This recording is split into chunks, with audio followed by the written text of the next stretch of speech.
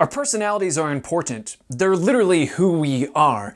And the better we are at being ourselves, the more comfortable we feel in our skin, and the more functional of a human being we can be. This possibly is the most important thing we can talk about. Who are you? And what makes you you? What are these adjectives, these traits that make you? So like these archaeologists like Indiana Jones, these trait theorists are going to try to find the source traits, the primary colors of personality.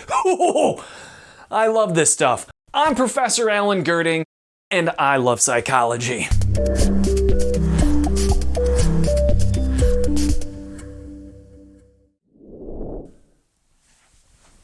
Personality traits. If these are the adjectives that describe our patterns of behavior, there's got to be a lot of them, right? Let's do a class exercise. I'm going to show you a whole bunch of examples of different people's behavior, and I want you to think of these adjectives, these personality traits that you could use to describe them. Can you come up with 1 or 2 adjectives? 3 to 5? 20? How many adjectives can you use to describe these people? Go!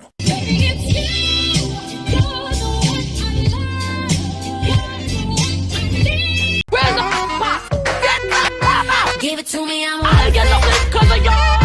Y'all not gonna get a sleep 'cause of me.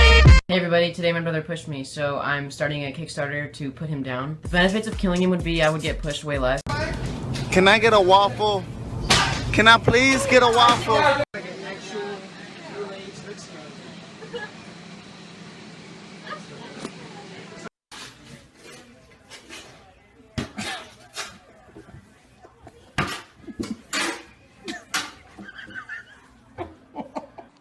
smell like beef. I smell like beef. I smell like beef. You can't sit with us. Actually, Megan, I can't sit anywhere. I have hemorrhoids.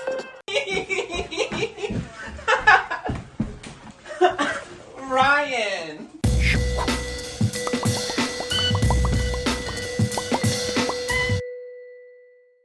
So today we're talking about trait theorists. We're going to talk about 3 main theories. We're going to talk about Raymond Cattell's theory, we're going to talk about Hans Eysenck, and then McCrae and Costa. So, Raymond Cattell, Hans Eysenck, McCrae and Costa. Let's get ready to rumble! Raymond Cattell. We're going to talk about his life, and we're going to talk about his theory.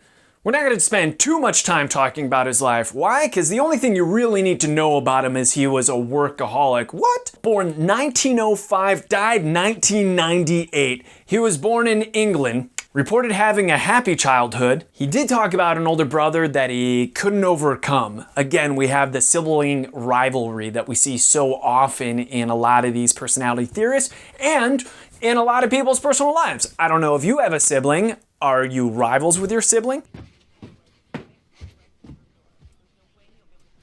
Hey man, did you touch my drum set? And he was 9 years old when England entered World War I. Well, during World War I, Raymond Cattell witnessed the treatment of wounded soldiers, and this transformed his happy childhood into a more serious childhood because he realized, this is serious. So at 16 years of age, smart, hardworking individual Raymond Cattell was enrolled at the University of London to study physics, chemistry, and he graduated with honors in just 3 years. At 16 years of age. So by 19, when a lot of people have just graduated, maybe they're a freshman in college, he's already done. Oh my God. I pass. But he was frustrated with physics and chemistry because they had a lack of explanation for all these social problems that he saw that caused World War I and World War II coming around. Oh man. So against the advice of all professionals, colleagues, family members, he went into this dark world of psychology.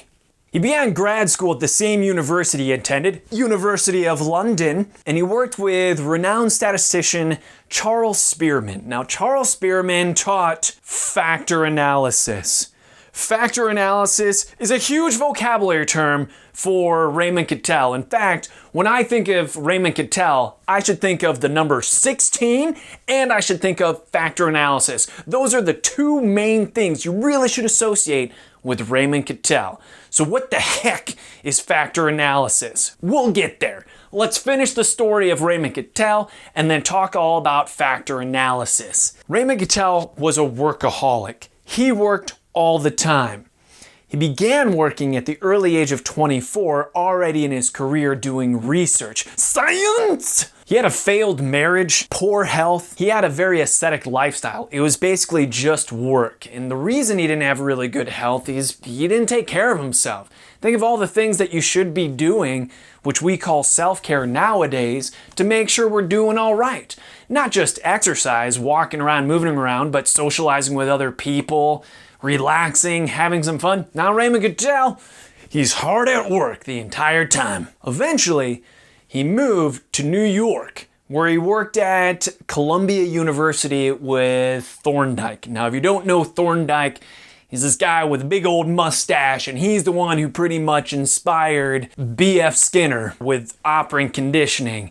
In fact, some people even say that B.F. Skinner just totally ripped off Thorndike with his ideas, but that's a conversation that we're not going to have today. So in 1941, he got a job at Harvard University. While he was at Harvard, he worked with some big names. Who were some of those names? Henry Murray, Gordon Allport. That's a huge deal. We just had a video about Gordon Allport. Gordon Allport inspired these trait theorists, even though Gordon Allport said it's kind of a waste of time to talk about traits specifically because we're all snowflakes. You probably remember that from our I Love Gordon Allport video. But he also worked with William Sheldon, and boy did he work, again being the workaholic. In fact, here's one of the classic stories. For the next 20 years after moving to Harvard, my life was that of a humming dynamo. Smooth, but powerful. I was generally the last out of the parking lot at midnight. There is a story that I arrived at the laboratory one day to find, to my amazement, not a soul there. I phoned and was told, "We are just sitting down to Thanksgiving dinner." All days were the same to me. This guy, Raymond Cattell, was such a workaholic, he had no idea that it was Thanksgiving. So he missed out on all of the Thanksgiving hijinks, family interactions that many of us are used to here in America. You want to make a scene during Thanksgiving? Yeah, really? I do, because if you don't want to be part of the family, then get out. What are you I'm not part of the family the way you act. Oh boy. I'm not part of the family? No. You don't act right, you're not part of the family. He had a lot to show for his work. In 1997, Raymond Cattell received the Gold Medal Award for Life Achievement in the Psychological Sciences. Big deal. In fact, Raymond Cattell is considered one of the most cited theorists in all of research. So when you're looking at journal articles and you look at the back of them and it cites their sources, Raymond Cattell's name shows up more than many others. Means he did a lot of work. Now that you have a really quick past, let's talk about the good stuff, the juice, his theory.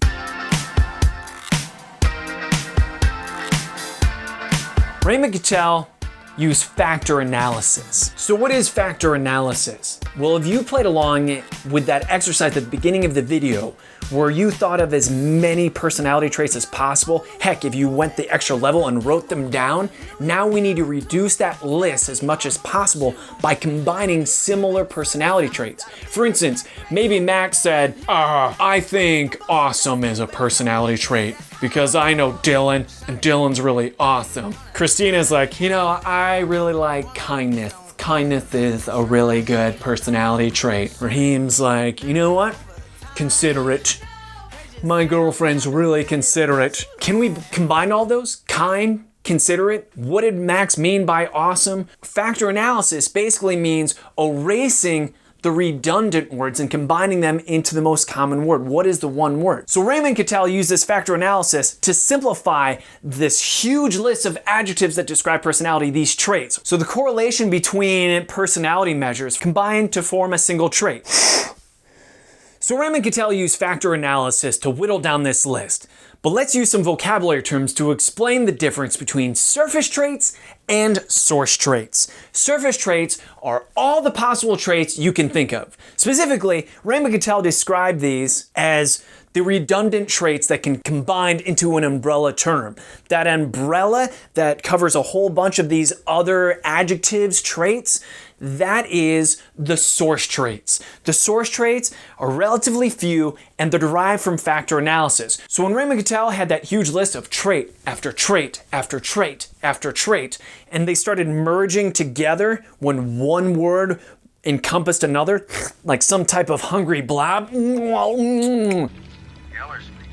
Sheriff, this is Paul Taylor. Oh, what's wrong? You said killed? Yes, sir.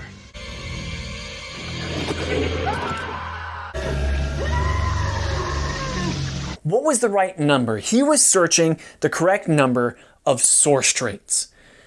The number of source traits we have are the primary colors of personality.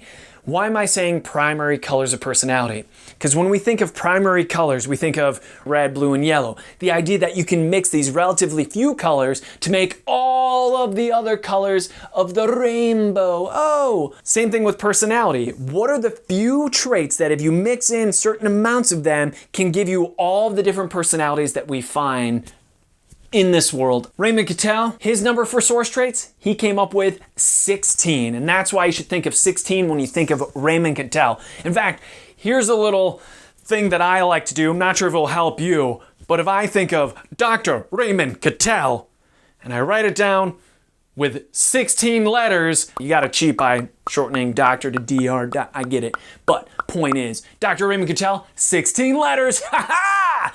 16 source traits. Some people argue it wasn't just 16, it was more like 32, because each of these 16 source traits are on a continuum. It wasn't like a light switch where you either had this or this, but a range between them. Extroversion versus introversion. How extroverted are you? How introverted are you? Are you just right in the middle? So for every one of those 16 personality traits, there had to be an opposite. So 16 times 2, oh, that is 32. That's math. Oh, math! But let's talk about how he assessed individuals. How did he come up with these source traits? What was the methodology of deriving, well, that's a personality trait, that's a personality trait, that's a personality trait. Now we got to put them into the factor analysis machine to compress them into fewer and fewer traits. He used 3 sources of data and used letters to describe the data. He said LTQ. There's L data, T data, Q data. L data is life data. Life data, recorded ratings of behaviors observed in real life situations, such as the classroom or the office. This required a third person to watch with a clipboard, creepily. I see. Making judgments, writing down their assessments. What did they witness someone doing? T data. The T stands for testing. This is derived from tests that can't really be cheated on. This is more projective tests. So we're talking about like the Rorschach, the TAT. It's hard to fake these tests. Q data stands for questionnaire data. These are the self-report questionnaires where you rate your characteristics, attitudes, and interests, etc. You can think of the Myers-Briggs test as one of those. These oftentimes can be very transparent and easy to cheat. Like, I want to sound like I'm very outgoing and dynamic, so I'm going to answer these Q data, these self-report questionnaires to make me look awesome. Side note, if we're talking about the MMPI, the Minnesota Multiphasic Personality Inventory, you ain't faking that one though.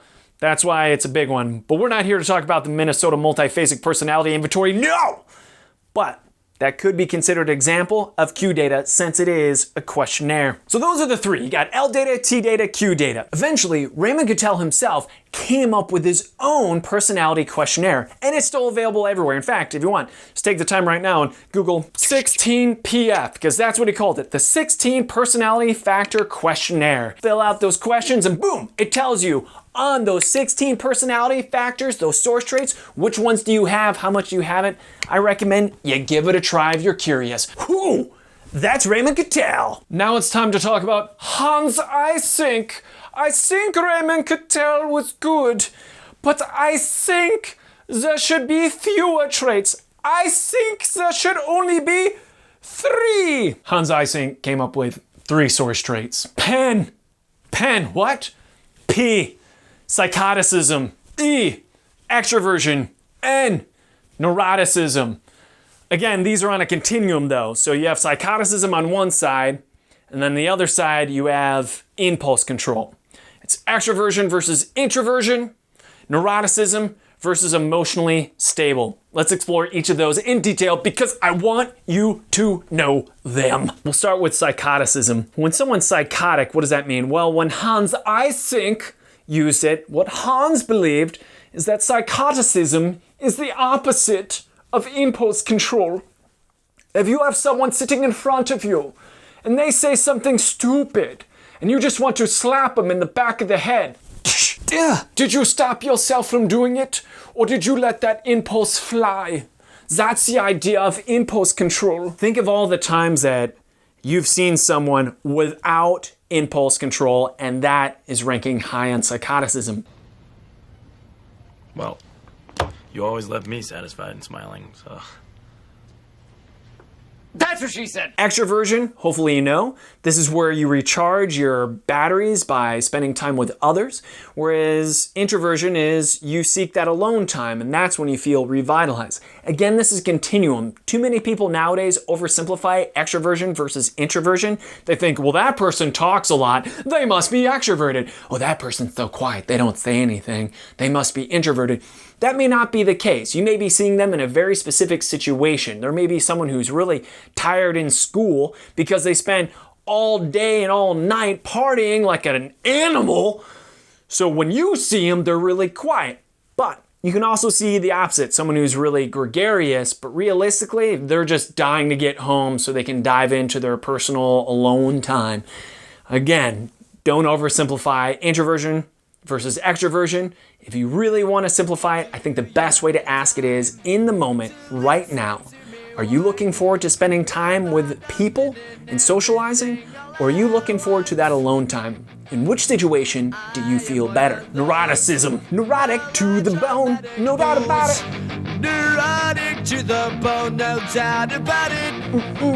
Green Day, Dookie. A lot of people use neurotic incorrectly. Neuroses was a generic term that historically has been used in psychology just to mean what we nowadays call clinically disordered, meaning that there is an impairment in your ability to function. But in the way that Hans Eysenck's using it, and we're going to see later McCrae and Costa, it's the opposite of emotional stability. You probably know someone who's an emotional idiot, someone who's a slave to their emotions. This person, you just can't really trust them to be cool.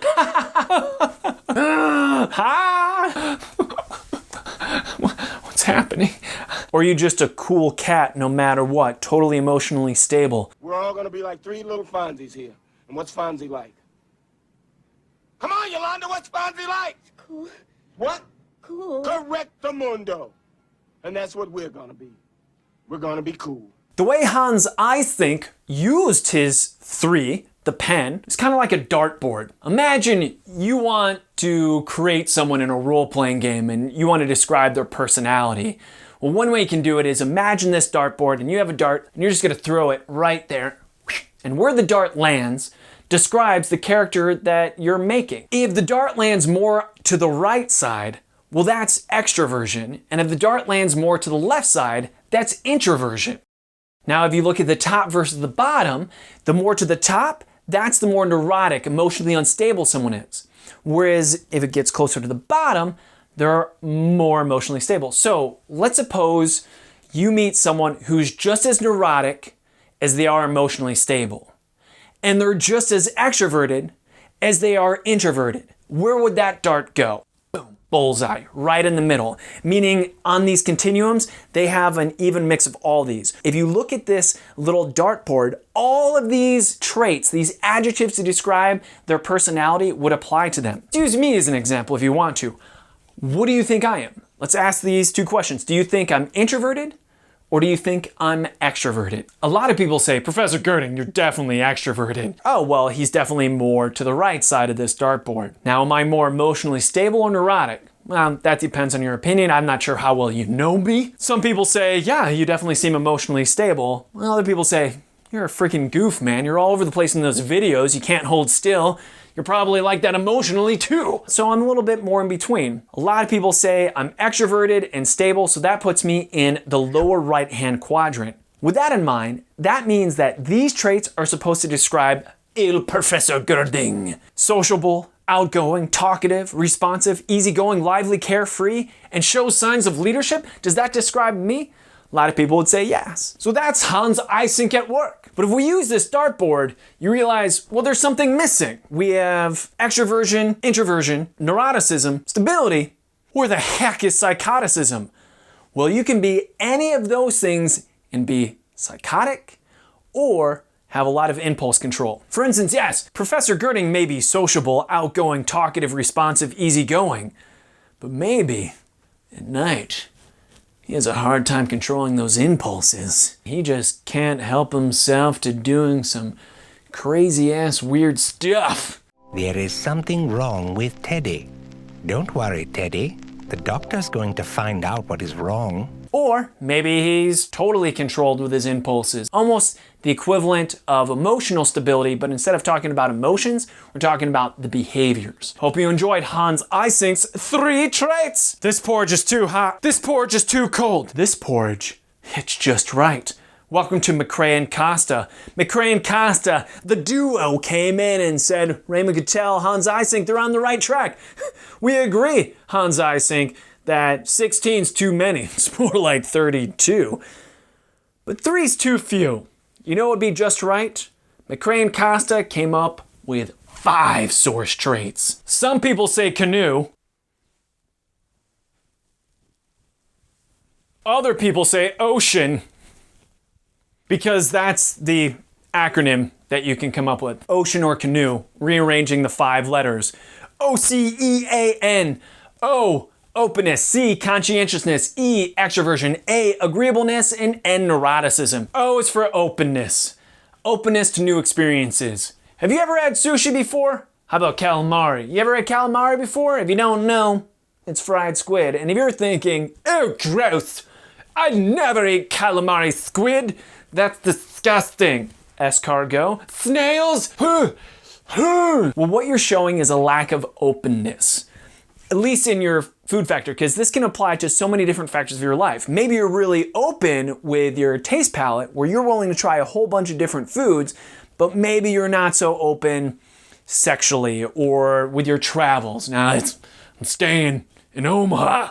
That's where I live and breathe. I'm not leaving Omaha. I don't know why I thought of Omaha. But that's openness. So if you rank really high in openness, you're willing to try all these new adventurous things, etc. Low in openness, the opposite. Which are you? C, conscientiousness.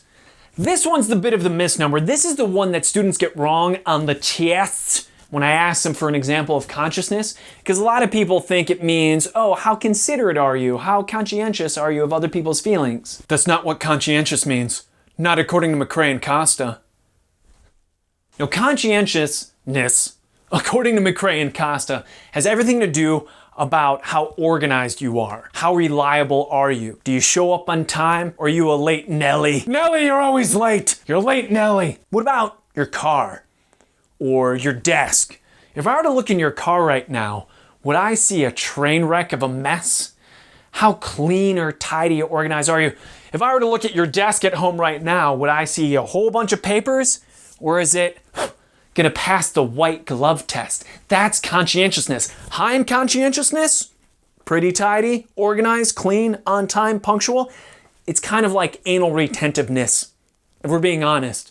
The more conscientious you are, the more anal retentive you are. Ranking low in conscientiousness, that just means you're anal expulsive. You just let it fly, whatever, what time is it? I don't know. I don't remember 5 minutes ago, and I don't know what I'm doing in the next 5 minutes because I ranked low in conscientiousness. That's what McCrae Costa meant by conscientiousness. E is for extroversion. Extroversion, we covered with Hans Eysenck. Hey, Spike, how about we chase cars, huh? Does that sound like fun? How about beating up a cat? Would you like that, Spike? Huh? Would you like that, huh, Spike? A is for agreeableness. Would you agree with me that agreeableness is a measure of your ability to agree with others? If you do agree with me, not only are you correct, but you're showing a level of agreeableness. Disagreeable is someone who just looks for a fight just for the sake of fighting. You don't want to be one of those people until you do. I have come here to chew bubblegum and kick ass. And I'm all out of bubblegum. And then finally, neuroticism we already covered. Neuroticism versus being emotionally stable. Here's what's fascinating about McCrae and Costa's Big Five, as sometimes they're called. The Big Five, the ocean. There is a strong genetic factor research has found for 4 of the 5 of the Big Five. Meaning there has been genetic contributions to isolate an openness gene. People that have this gene combination tend to be more open. And conscientiousness too. They actually found physiological evidence for conscientiousness. Remember, meaning tidiness. Extroversion?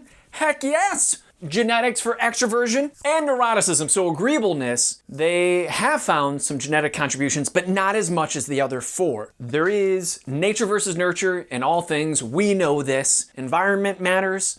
Your genetics matter. 4 of the 5 of these have very strong genetic factors. So on that continuum of, is it nature or is it nurture?